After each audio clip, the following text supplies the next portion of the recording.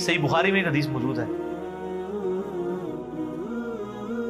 ابو موسیٰ اشعری کہتے ہیں کہ ہم ایک باغ میں بیٹھے ہوئے تھے، اتنے میں باغ کے دروازے پہ دستک دی۔ نبی علیہ السلام نے فرمایا کہ جو کوئی بھی ہے نا دروازے پہ اسے جنت کی بشارت دے۔ کہتے ہیں دروازہ کھولا تو سیدنا ابوبکر رضی اللہ تعالیٰ اندر آ گئے، تھوڑی دیر بعد پھر دستک ٹھک ٹھک، آپ فرمایا اب بھی جو آیا نا اسے جنت کی بشارت دے۔ دروازہ کھولا سیدنا عمر، پھر تیسری دفعہ جب دستک ہوئی تو نبی علیہ السلام فرمایا اب جو کوئی آئے نا اسے جنت کی بشارت دو، لیکن ان مصیبت اور پریشانیوں کے ساتھ جن سے اس کو گزرنا پڑے گا۔ تو کہتے ہیں میں نے دروازہ کھولا تو حضرت عثمان تھے، اور میں نے کہا کہ رسول اللہ نے آپ کے بارے میں یہ کہا کہ جنت ہے لیکن آپ کی جنت تکلیف کے ساتھ جڑی ہوئی ہے۔ تو انہوں نے کہا میں اللہ سے مدد مانگتا ہوں ان فتنوں کے اگینسٹ۔ اسی کا ایک طریق صحیح بخاری میں، اس میں اسی طرح یہ الفاظ ہیں، پہلے حضرت ابوبکر آئے پھر حضرت عمر آئے، اور اس میں یہ الفاظ ہیں کہ نبی علیہ السلام ایک کنویں کی منڈیر پہ بیٹھے ہوئے تھے۔ پرانے زمانے میں وہ کنویں ہوتے تھے نا، ابھی بھی آپ دیکھیں نا بڑے کنویں ہوتے ہیں، قلعہ اور طاس میں بنے ہوئے ہیں، تو اس کی وہ جو باہر منڈیر نکلی ہوتی ہے نا دیوار چھوٹی سی، اس پہ آپ علیہ السلام بیٹھے ہوئے تھے۔ تو پہلے حضرت ابوبکر کو جنت کی بشارت ملی، نبی علیہ السلام نے ان کو اپنے دائیں جانب بٹھا لیا، حضرت عمر کو اپنی بائیں جانب بٹھا لیا۔ جب حضرت عثمان اندر انٹر ہوئے تو جگہ ختم تھی، تو حضرت عثمان نبی علیہ السلام کے سامنے منڈیر پہ آ کے بیٹھ گئے۔ تو راوی حدیث کہتے ہیں کہ میں نے اس حدیث سے رزلٹ نکالا ہے کہ ابو بکر عمر کی قبریں رسول اللہ کے ساتھ بنے گی، اور حضرت عثمان کی قبر نبی علیہ السلام کے ساتھ نہیں بنے گی، وہ سامنے بنے گی۔ یہ راوی نے بعد میں جب قبروں کے بعد ڈیسائیڈ کیا، یعنی وہ جو تابعی ہے تبع تابعی ہے۔ اور سر واللہ سیدنا عثمان کی قبر نبی علیہ السلام کی قبر مبارک کی سیدھ میں، بالکل سیدھ میں بقیع غرقد قبرستان کے اندر موجود ہے۔ اور چند ایک قبریں جو باقی ہیں نا اس وقت اپنی صحیح فارم کے اندر سنت کے مطابق ہی ہے، یعنی وہ بہت اونچی نہیں ہے، ارد گرد وہ پتھروں کی فصیل بنی ہوئی ہے چھوٹی سی، وہ ایک بالش جو اجازت ہے صحیح بخاری میں اونٹ کی کوہان جتنی، اور بالکل ڈومیننٹ جگہ کے اوپر ہے، وہ سامنے وہ ارد گرد اس کی کوئی اور قبر بھی نہیں ہے، ڈومیننٹ جگہ پہ۔ پہلے تو خیر سلطنت عثمانیہ کے دور میں مزار بھی اس پہ بہت بڑا بنا تھا، آپ کو پرانی تصاویر مل جائیں گی 1886 کی، وہ تو پھر سعودی حکومت نے توڑوائے، ظاہر ہے وہ خلاف سنت مزار بنے ہوئے تھے۔ تو وہ یعنی سیدنا عثمان کی قبر بالکل صحیح سند سے چلتی آ رہی ہے، اور یہ چونکہ حدیثیں میں نے پڑھی ہوئی تھی نا، میں نے کافی دفعہ سیدنا عثمان رضی اللہ تعالیٰ عنہ کی قبر مبارک پہ اشک بار آنکھوں کے ساتھ حاضری دی ہوئی ہے الحمدللہ۔ تو سیدنا عثمان کی قبر پہ میں یاد ہے، میں اشراق کے بعد ایک بار گیا نا تو مجھے اچانک یہ حدیث یاد آئی نا، تو میں نے یعنی وہ قبر کے پاس کھڑے ہو کے روضہ شریف کی طرف دیکھا نا تو بالکل ایگزیکٹ سین میں وہ قبر ہے۔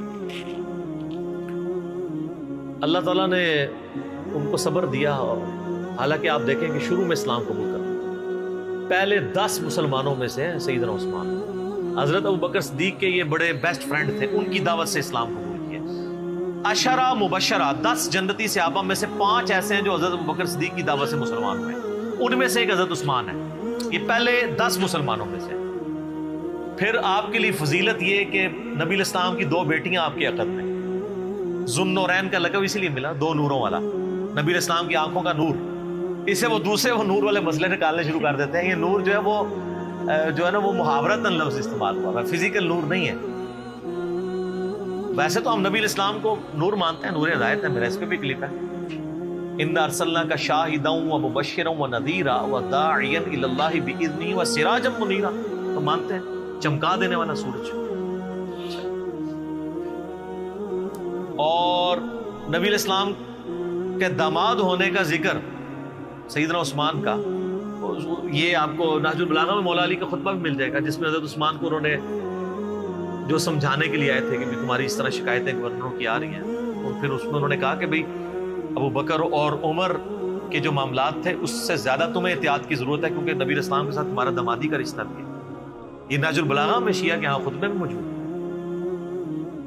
اور عشرہ مبشرہ میں بھی شامل ہے، جو ابو داؤد ترمذی میں حدیث ہے، 10 بندوں کو ایک مجلس میں نبی علیہ السلام نے جنت کی بشارت دی۔ اس میں پہلے 4 خلفائے راشدین ہیں، ابو بکر، عمر، عثمان و علی، 4 خلفائے راشدین، اس کے بعد طلحہ، زبیر، عبد الرحمن بن عوف، سعد بن ابی وقاص، اور سعید بن زید، ابو عبیدہ بن جرح۔ تو یہ 10 لوگوں کو ایک مجلس میں جنت کی بشارت دی، اس میں بھی سیدنا عثمان شامل تھے۔ اور سیدنا عثمان کو تو جنت کی بشارت کئی دفعہ ملی ہوئی ہے۔ جامعہ ترمذی میں، مسند احمد میں حدیث موجود ہے، جب باغیوں نے ان کو گھیر لیا، محصور کر دیا۔ آج میں اس ٹاپک کی طرف نہیں چل رہا، وہ ایک علیحدہ سے ایک سٹوری ہے، ادھر پھر کئی اور چیزیں بھی آئیں گی، میں وہ مذاکر کرا نہیں کرنا چاہتا۔ سیدنا عثمان رضی اللہ تعالیٰ عنہ کو مسجد میں جانے سے روک دیا، میٹھا پانی آپ کے گھر پہنچنے سے روک دیا گیا، تو آپ گھر کی چھت پہ کھڑے ہوئے اور انہوں نے خطاب کیا جو لوگ وہاں پہ ان کو گھیرے ہوئے تھے۔ ترمذی میں پورا ڈیٹیل خطبہ موجود ہے، مشکات میں آلموسٹ آپ کو ساری حدیثیں حضرت عثمان کے چیپٹر میں آپ کو 30 جلد میں مل جائیں گی۔ تو ان کا لوگوں، میں تمہیں اللہ کی قسم دیتا ہوں اور اسلام کا واسطہ دے کے پوچھتا ہوں، کیا تمہیں یاد نہیں ہے کہ نبی علیہ السلام جب مدینہ شریف ہجرت کر کے آئے تھے تو مسلمانوں کے لیے میٹھے پانی کا کنواں نہیں تھا، اور نبی علیہ السلام نے کہا تھا کہ کون ہے کہ جو کنواں لے کر وقف کرے اور جنت میں سے بہتر کنواں لے لے؟ تو میں نے اپنے حلال مال سے وہ کنواں خرید کے وقف کیا۔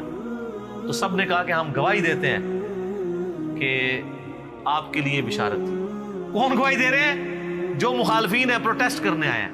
اس سے بات پتہ چلی کہ وہ لوگ تھے جن کو یہ باتیں پتہ تھی، صحابہ ہی تھے، بیچ میں اور لوگ بھی مکس تھے لیکن صحابہ بھی تھے، بدری صحابہ بھی تھے، ان میں اختلاف رائے تھا، وہ علیحدہ سے ایک ٹاپک ہے۔ یوٹیوب پہ میرا کلپ ہے شہادت عثمان کے اصلی اسباب کیا تھے۔ عبداللہ ابن سبا والا تو معاملہ ہی ذرا ایک ڈفرنٹ کہانی بنا کے اس میں ڈال دی، وہ الگ چیز تھی۔ پھر سیدنا عثمان نے کہا کہ تمہیں یہ یاد نہیں ہے کہ مسجد نبوی کی توسیع کی باری آئی تو نبی علیہ السلام نے فرمایا کون ہے جو مسجد نبوی کے لیے زمین لے کے وقف کرے توسیع کے لیے کہ جنت میں اس سے بہتر اسے اللہ تعالیٰ قطع عطا فرمائے؟ تو میں نے اپنے مال میں سے وقف کیا تھا اور مجھے جنت کی بشارت ملی۔ بالکل ایسا۔ پھر ان کا جو جیش العسرہ تھا، تنگی والا جہاد، یعنی تبوک، جہاں پہ جہاد فرض ہو گیا تھا ہر مسلمان، کیونکہ رومن امپائر سے ٹکرانا تھا، تو نبی علیہ السلام نے جب چندے کی اپیل کی تھی تو میں نے 1000 دینار نبی علیہ السلام کی جھولی میں ڈرا کے ڈالے تھے، اور نبی علیہ السلام اپنے مبارک ہاتھوں سے یوں ان کو الٹ پلٹ کرتے تھے اور کہتے تھے عثمان جنتی آج کے بعد جو مرضی کرے۔ تو انہوں نے کہا کہ ہم گواہی دیتے ہیں۔ سر یہ 1000 دینار آپ کیا سمجھ رہے ہیں کتنی رقم ہوگی؟ کیلکولیٹ کر کے دیکھیے گا۔ 20 دینار 7.5 تولے سونا ہوتا تھا۔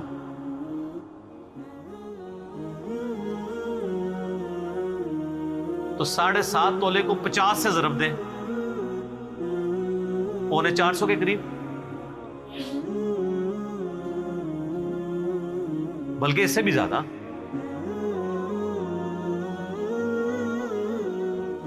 50 کو ضرب دیں 7 سے، 700,350 اور اوپر والا بھی کر لیں، تقریباً 400 کے قریب، 350 زیادہ بن جائے گا نا، 7.5 ہے، 450 کے قریب سمجھ لیں، 450 تولہ سونا۔ اور آج کل کیا ریٹ چل رہا ہے؟ 70,000 ہے۔ ہاں، تو یہ 2.5 کروڑ سے زیادہ رقم بنتی ہے آج کی، اگر 70 لگائیں گے تو جا کے گھر حساب کر لیجیے گا، 2.5-3 کروڑ رقم بنتی ہے جو حضرت عثمان نے غزوہ تبوک کے موقع پر دی، اور نبی علیہ السلام نے جنت کی بشارت۔ انہوں نے کہا ہاں جی بالکل آپ کو جنت کی بشارت ملی تھی اس بات میں۔ تو انہوں نے کہا تم مجھے نہ اب یہ یعنی بشارتیں گنواتے جا رہے تھے، اور حضرت عثمان کہہ رہے تھے دیکھو مسجد میں نے وقف کی، مجھے مسجد میں نماز نہیں پڑھنے دے رہے ہو، کنواں میں نے لے کے دیا اور مجھے میٹھا پانی نہیں، مجھے کڑوا پانی پینا پڑتا ہے، مجھے تم پانی تک نہیں جانے دے رہے ہو، اور تم مان بھی رہے ہو ان چیزوں میں مجھے جنت کی بشارت ملی ہے۔ پھر حضرت عثمان نے چوتھا اور آخری سوال کیا کہ کیا تمہیں یہ حدیث نہیں پہنچی ہے؟